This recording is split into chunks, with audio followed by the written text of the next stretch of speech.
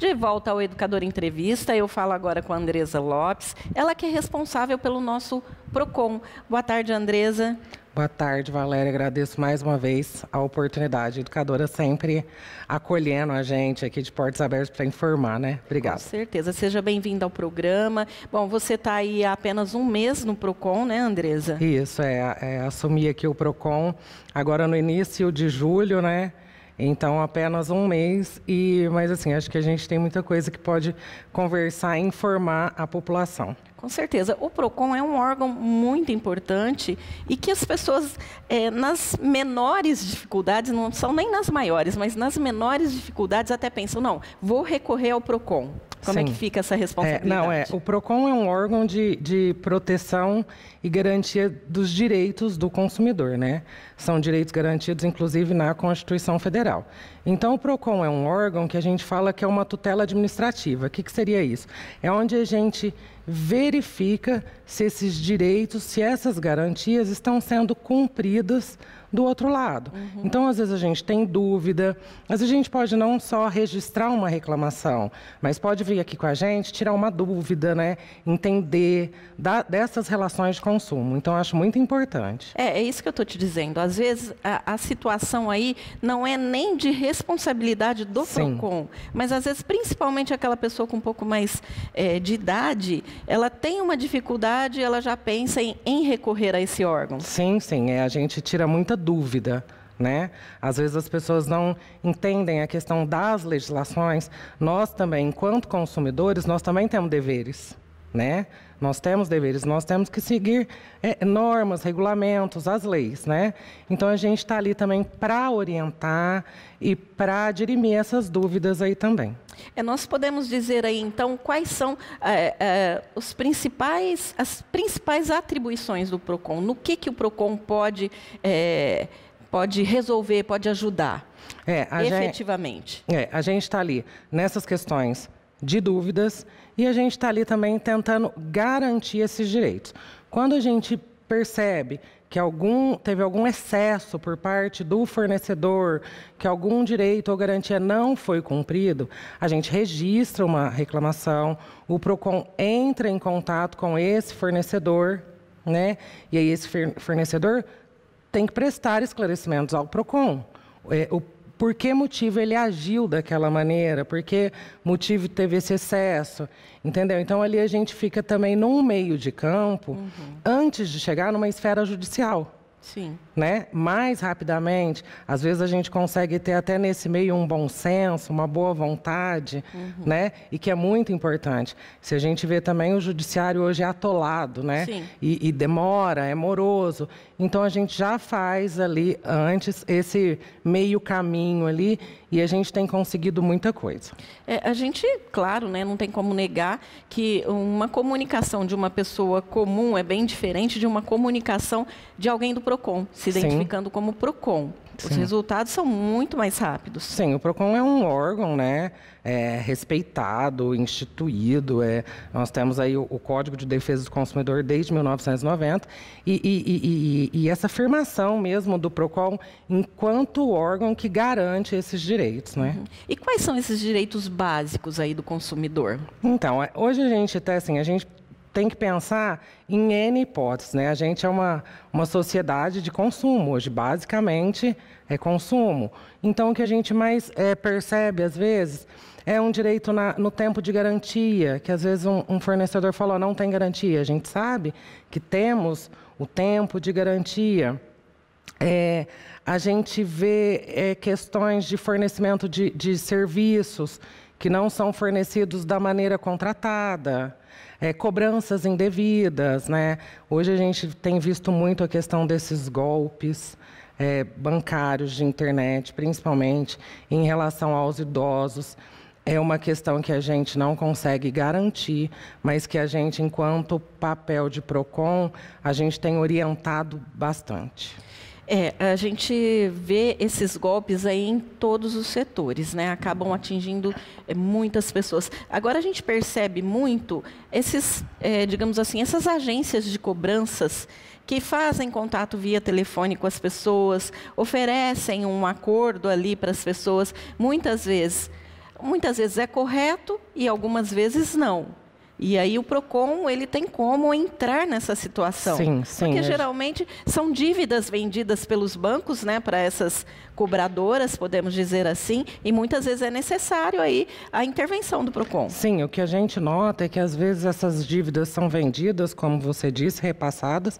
O consumidor, ele não está nem sabendo dessa questão, às vezes tem uma mudança contratual, um aumento na quantidade de parcelas, uma variação de juros, e aí a gente consegue, né, intervir também diante dessa situação. E a gente falava aí sobre a questão de golpes, de dificuldades, principalmente da pessoa idosa com relação a ouvir o que está recebendo de proposta via telefone e acabam caindo e depois tem sempre que recorrer ao PROCON. Sim, inclusive agora recentemente, acho que o nosso município até passou por uma situação, né? Um telefone clonado de uma agência bancária, né? E muita gente caiu no golpe, né? E cai, Andresa, porque você vê, as pessoas são, o golpe é tão bem pensado, Sim. que eles falam nomes de gerentes, eles falam detalhes que é muito difícil você não acreditar. Sim, sim, é muito assim. A gente vê que não tem... Esses golpes, a gente não tem faixa etária, classe social, nada disso. E as pessoas caem. É como você falou, são golpes muito bem pensados. Mas a gente percebe uma parcela muito maior na área dos idosos, né? E principalmente em relação até aos seus benefícios sociais, né? INSS. Isso. Então, inclusive, o PROCON... ele hoje é atrelado à Secretaria de Desenvolvimento Econômico do município, né? Então, nós já, desde a semana passada, como faz um período muito curto que eu estou no PROCON, mas identificando essas demandas, essas dificuldades, já passei junto à Secretaria com o Roger e o Marquinho, e a gente já vai desenvolver alguma coisa voltada especificamente para os idosos, né? Para tentar identificar um golpe, né? Para melhorar o seu acesso e a sua convivência com a internet, porque acho que a gente não tem como fugir mais disso, né? Hoje nós temos as contas do governo, né? Que todo mundo está atrelado ali, não tem como fugir disso, o tal do Gov, que é tão complicado. O tal do Gov, isso. Por exemplo, hoje o INSS, a gente para tirar um extrato do INSS, necessita do Gov, né? E às vezes para a gente identificar um problema na relação de consumo, a gente precisa de ter um extrato do INSS. E às vezes esse idoso, esse beneficiário, não consegue acessar ali, né? Para a gente ter essa identificação.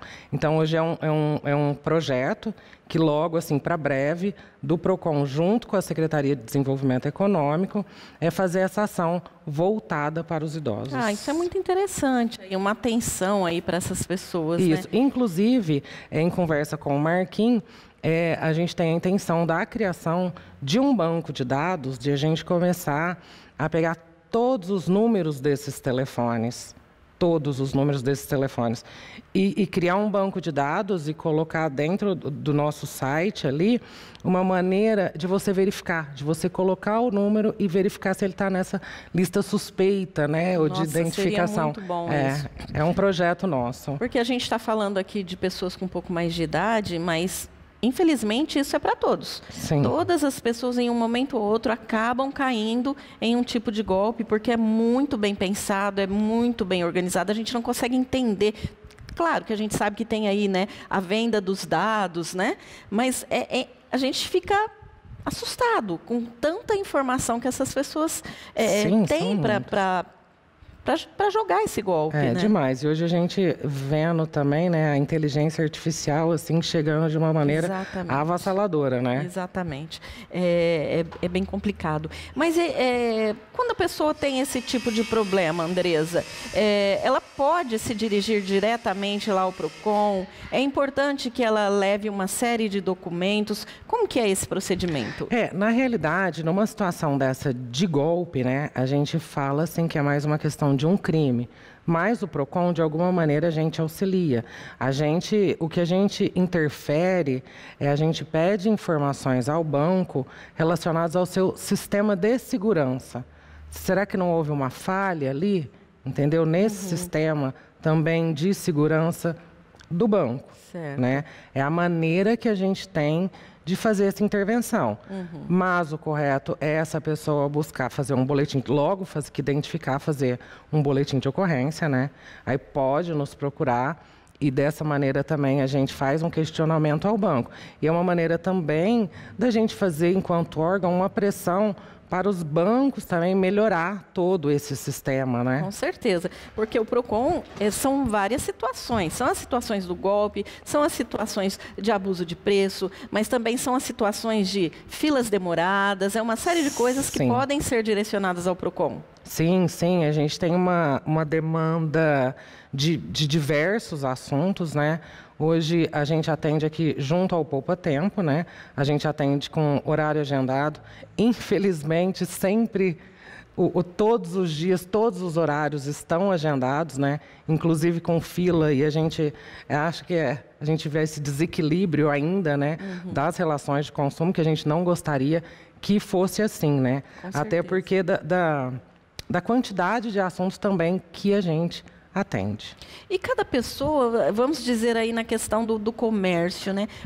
O próprio comércio tem ali um livro com códigos, né, de direitos do consumidor. Quer dizer, seria bem mais fácil se todos seguissem ali aquelas regras. Valéria, hoje a gente percebe também na questão da mudança, as vendas online, então isso cresce demais também, né? E a gente tem que estar sempre atento, né? Quanto a esmola é demais, o santo tem que desconfiar mesmo, né? A gente também tem muito golpe de vendas da internet, né?